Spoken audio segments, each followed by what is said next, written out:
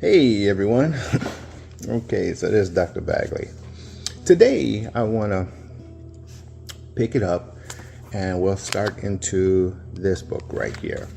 It's called Master to Student. Okay. But before I begin, I need to open up something so if we can all get on the same page. Okay? Here we go. We know in today's time, and this is 2024, we know in time there was a people, and we'll use the building as the example, where there was a people who knew and had the technology to build a building that can last thousands of years. Something had happened that dropped them down, where they didn't want to lose what they got, and we know they couldn't express everything they know, so they started writing in tablets and clay and concrete and things in paper, then sealed it up in a jar. They tried to hold what they knew. Okay, 1,000 years later, we were here, and then we started rising in our sophistication. We're still not here, but we're here. We can build buildings that can last between 20 to 25 years. So we're not there, we're still here. And so in this, we saw what they left us here in tablets format and writings in concrete and paper that's in jars. If we look at this example, what had happened, address the global population. Okay. In our time, what's happening is, if your life expectancy, and I know here in America it's 72, 73 years, if your life expectancy is 73, that means at a certain period when you were born to a certain period, let's say 73, everybody, if you're of that age, mostly everybody is gone. Like, for an example, everybody's gone in World War I. Almost everybody's gone who's from World War II. Everybody who's in our time, if we have grandparents or great-grandparents of 80 years old or more, everybody in their neighborhood is probably gone. So we don't see the generational deaths. We just see our sophisticating self grow. And yet we're growing to not even that level. In history, we found writings, and we know about writings. We know about certain characters and people. And we found that in those writings, they knew how to talk to the Lord, many lords, the different type of lords. They not only talked to them, they knew how to worship them. They knew how to call them and talk to them. They knew how to go outside this body and go into the different dimensions and then come back into this body. They knew how to go outside this body and go into another body and then another body. So that advancement of spirituality is there. It's in the writings, but it's not complete, because when they were here, something happened, and in this panic mode, they wrote it down, and it's incomplete. So I'm saying this simply to say, in all that what we know, in all what we know past tense, from the Moses writing, King Solomon's writing, Thoth writings, the old Sumerians, I know I'm saying that wrong, writings, we know the advancement of spirituality, they were very keen on spiritual works. They knew that there's a war between light and dark. And the light and dark being at war, they need means to control it. This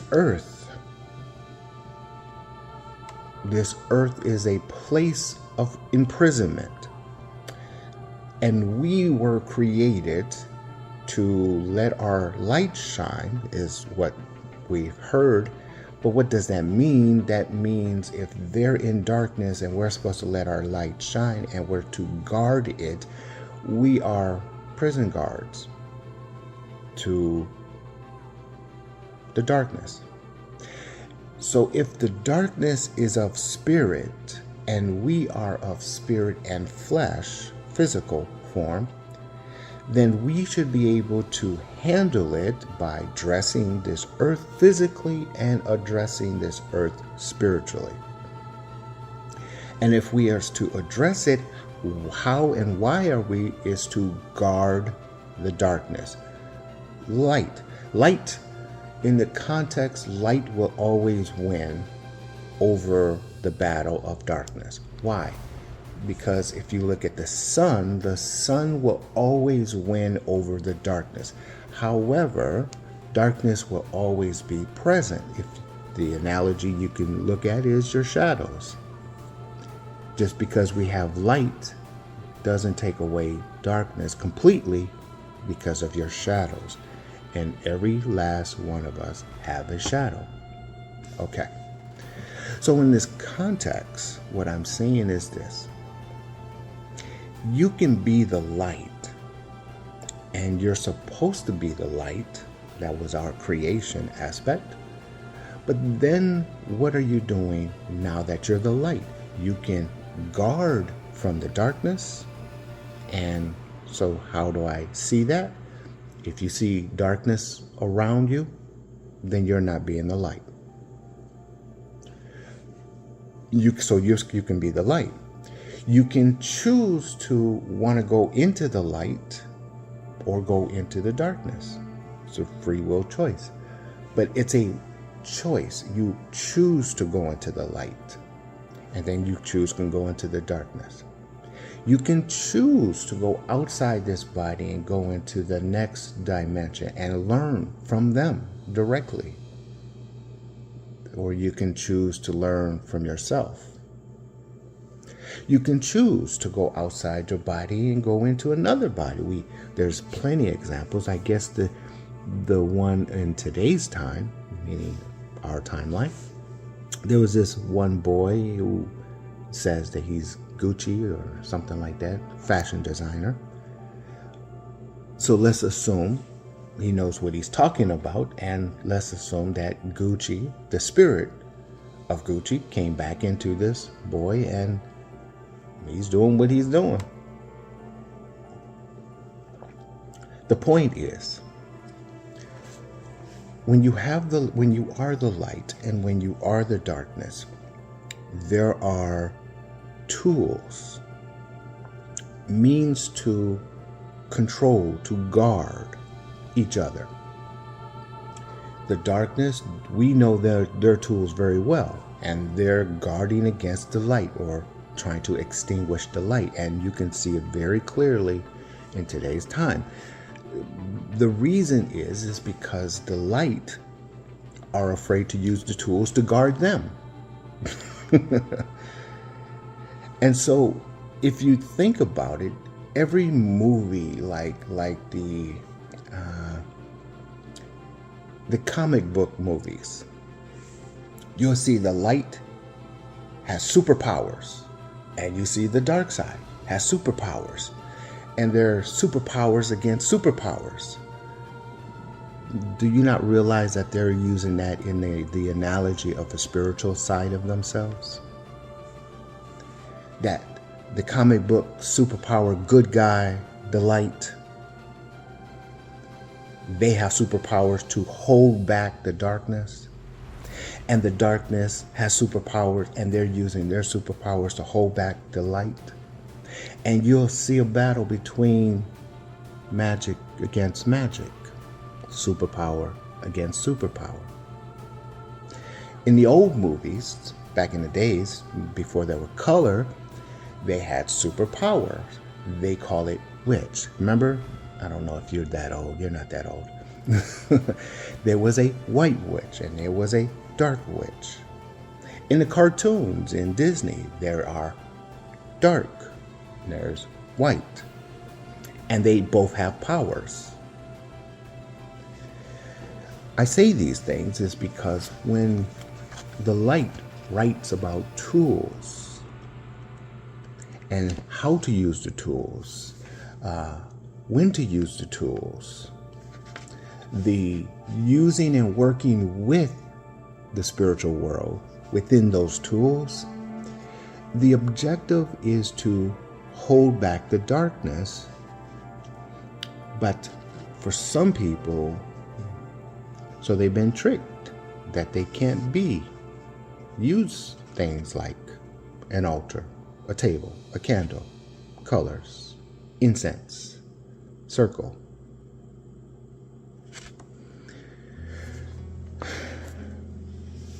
So these lessons that I'm giving you it's not designed in context to get you in heaven. That's between you and a religion. You have a belief, but I guarantee you your belief is nothing new. If Abraham, Isaac, and Jacob had a Lord, King Saul had a Lord, everybody had a Lord, and they all died, they'll get to wherever they're going. My job is for the warriors who are trying to fight the battle between the light and the darkness. We're trying to be the light, serve the light, use the tools so we can use it in a powerful way to hold back the darkness. And so what I'm doing is to educate you to that degree and to realize that to do the light work is to have the powers to hold back the dark work until we die. And then when we die, hopefully our work is good enough, honoring enough, that the light will see us for who we are. All right, in saying that, the next lessons that we're going to get into is we're going to get into this book, Master to Student, Minister's Teachings, and we're going to talk about tools. Okay? All right, this is Dr. Bagley. Thank you very much for joining me, and hopefully we'll talk soon. Bye-bye.